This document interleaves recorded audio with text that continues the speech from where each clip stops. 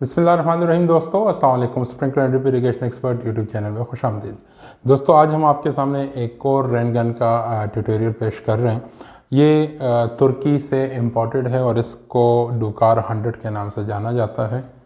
जिस तरह डूकार 80 rain gun gear driven rain gun थी, उसी तरह डूकार 100 रेन गन जो है वो भी गेयर ड्रिवन रेन गन ही है और इसकी तकरीबन सारी डिटेल्स वही हैं जो डूकार 80 की हैं। और अगर आपने डूकार 80 की वीडियो नहीं देखी और वो देखना चाहते हैं तो ऊपर लिंक भी आपको नज़र आ रहा है उसका, और डिस्क्रिप्शन में भी उसका एक लिंक हमने दे दिया है। ये गेयर ड्रिवन रेन गन्स हैं। ये इसकी जो टरबाइन है यहाँ से ऑपरेट होती है बेसिकली। ये इसकी नोज़ल है, नोज़ल से पानी निकलता है और नोज़ल की जो इसकी शेप है वो कुछ यूँ होती है कि उसमें दो नोज़ल्स होती हैं, एक मेन नोज़ल और एक ऑक्सिलरी नोज़ल। ये मेन नोज़ल तो वही है जो पानी फेंकती है और जो इरिगेशन के काम आती है एट द एंड। ये ऑक्सिलरी नोज़ल बेसिकली यहाँ से थोड़ा सा पानी निकलता है जो इस टरबाइन को हिट करता है, और जैसे वो हिट करता है तो ये घूमता है, और जब ये घूमता है तो यहाँ से ये पूरा इसका गियर बॉक्स है, ये सारी ट्रांसमिशन यहाँ से होते हुए यहाँ आती है और उसके बाद ये रेन गन जो है ना ये सर्कल में लेफ़्ट राइट मूव करती है। इस वक्त मैं इसको मूव नहीं कर सकता हूँ बिकॉज कि इसको मूव करने का एक ही तरीका है कि ये गियर आप ऑपरेट करें तो ही इसकी मूवमेंट्स होंगी। और जैसे यहाँ से पानी निकलना शुरू होता है तो यहाँ पे स्ट्राइक करेगा, ये घूमेगा और ये रेन गन या लेफ़्ट पे जाएगी या राइट पे आएगी। इसकी एडजस्टमेंट्स भी बिल्कुल उसी तरह है जिस तरह डूकार 80 की है। और यहाँ पे आपको नज़र आ रहा है, अगर मैं फॉर एग्ज़ाम्पल इस पिन को यहाँ लगा दूँ और इस दूसरे पिन को मैं यहाँ लगा देता हूँ, जैसे कोशिश करूँ कि आपके सामने आ जाइए, तो ये मैंने यहाँ लगा दिया। तो अब क्या होगा, ये रेन गन इस यहाँ से यानी यहाँ से लेकर यहाँ पे आके रुक जाएगी, वापस जाएगी और फिर यहाँ आके दोबारा रुकेगी, फिर यहाँ से वापस आएगी, यानी इस सेक्टर में ये रेन गन मूव करेगी। अब अगर मैं चाहता हूँ इसकी मूवमेंट ज़्यादा करना टू द राइट, तो मैं यहाँ से निकाल के इसको यहाँ पे डाल दूँगा।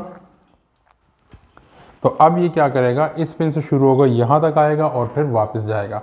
इसी तरह लेफ़्ट पे अगर ज़्यादा करना है तो ऑब्वियसली इस पिन को निकाल के इसको जो पीछे पोर्शन है इसके वहाँ लगा दें। अब ये क्या होगा, ये दो पिन हैं तो अब ये इन सेक्टर के दरमियान ये रोटेट करेगा और अकॉर्डिंगली आप इसको मैनेज कर सकते हैं। और आप चाहते हैं कि ये फुल सर्कल हो तो इन दोनों पिन्स को यहाँ से निकाल के छोड़ दें, अब ये फुल सर्कल घूमेगा। ये इसका जिस तरह हमने पहले भी आपको रेन गन में बताया था डूकार 80 में, ये इसका डिफ्यूज़र है जो अगर आपको ज़रूरत हो, इसका मेन मकसद ये होता है कि जो करीब एरिया है वहाँ ज़्यादा बेहतर तरीके से पानी लग सके। तो ये इसका केम है, ये जैसे आपको नज़र आ रहा है, और जैसे ये केम ऊपर आता है यहाँ से जब हम इसको रोटेट करते हैं तो उम्मीद है ये देखें, आप देख रहे हैं ये केम ऊपर आ रहा है आहिस्ता आहिस्ता। और अब ये इसको ये देखें, इसको इसने यहाँ पर देखें तो इसको मैं दोबारा से ये देखें इसकी मूवमेंट हो रही है, ये नीचे आया और ये वापस ऊपर चला जाता है, यानी ये केम जैसे ही आता है तो ये जो पिन है डिफ्यूज़र है ये स्ट्रीम के सामने आ जाता है, और जैसे ये केम निकलता है ख़ास पॉइंट से तो ये वापस चला जाता है। और ये जब चल रहा होता है रेन गन, आपको वीडियो भी दिखाएंगे तो आपको उसमें फ़ील होगा कि एकदम से पानी टूटता है थोड़ी देर के लिए, कुछ सेकंड्स के लिए, और फिर पानी कंप्लीट हो जाता है। वो बेसिकली इसकी वजह से होता है और ये ऑपरेट हो रहा है इस केम के थ्रू। ये जो आपको नज़र आ रहा है ब्लैक कलर का, और ये इसके साथ इसकी कम्बिनेशन है, यहाँ पे हिट करता है तो ये इसको इस तरह ऊपर उठा देता है, और ये केम इस शाफ्ट के थ्रू यहाँ से इस गियर बॉक्स से ये ऑपरेट हो रहा है, और इसी शाफ्ट के थ्रू जो इसके अंदर यहाँ पे जो गियर बॉक्सेस हैं, यहाँ पर जो गियर्स हैं वो भी इसी तरीके से ऑपरेट होते हैं। इसकी एहतियात भी वही है जो डूकार 80 की है कि आपने इसको हाथ से टाइट नहीं करना, बल्कि इसके साथ इस यहाँ से ये जो एरिया है यहाँ रंच लगा के इसको टाइट करना है, नंबर 1। नंबर 2, अगर ये रेन गन चल रही हो तो इसको हाथ से रोकने की कोशिश ना करें, और अगर ये अभी खड़ी है तो मैं इसको यहाँ से ज़ोर दे के लेफ़्ट या राइट घुमाने की कोशिश करूँगा तो इसके गियर ख़राब हो सकते हैं। इसकी मिसाल बिल्कुल उसी तरह कि आप क्लच दबाए बिना गाड़ी का गियर चेंज करने की कोशिश करते हैं तो बिल्कुल वही नतीजा यहाँ पे भी निकल सकता है। तो और इसके अलावा इसके साथ नोज़ल्स आती हैं, ये इसकी नोज़ल्स हैं, इसके साथ जो मेन नोजल्स हैं वो 22 नंबर, 20 नंबर है, 22 नंबर है, 24 है और 28 सबसे बड़ी इसकी नोज़ल है। ये किस तरह पानी लगाता है, बाकी सारे कहाँ कहाँ पे आपने इसकी ग्रीसिंग करनी है, ये आपको पॉइंट नज़र आ रहे हैं। ये पॉइंट है, इस तरह ये पॉइंट है, कुछ इधर बैक साइड पर है और ये भी पॉइंट है। तो यहाँ पे आपने ग्रीस करना है, ग्रीस गन। ग्रीसिंग उसी गन से होगी जिस गन से आप ट्रैक्टर की ग्रीसिंग करते हैं। तो महीना डेढ़ चलने के बाद आपको यहाँ 2-3 पॉइंट है यहाँ पर और कुछ दूसरे साइड पर है, वहाँ पे आपको इसको ग्रीस करना होता है ताकि इसके गेयर जो है वो वेल लुब्रिकेटेड रहें और कोई प्रॉब्लम इसमें ना आए। इसका इनलेट 2 इंच का है, जिस तरह डुकार 80 का 2 इंच का था, जिस तरह एटम 35 का 2 इंच का है, इसी तरह 100 का भी 2 इंच का ही इनलेट है। लेकिन इसका बैरल लंबा है, इसका ऑपरेटिंग जो रेंज है, प्रेशर्स हैं वो ज़्यादा है और इसकी नोजल्स बड़ी हैं, जैसे 28 नंबर तक जाता है। और अगर आप देखें डुकार 80 को तो वो हार्डली 22 तक ही जाता है, उससे ऊपर नहीं जाता।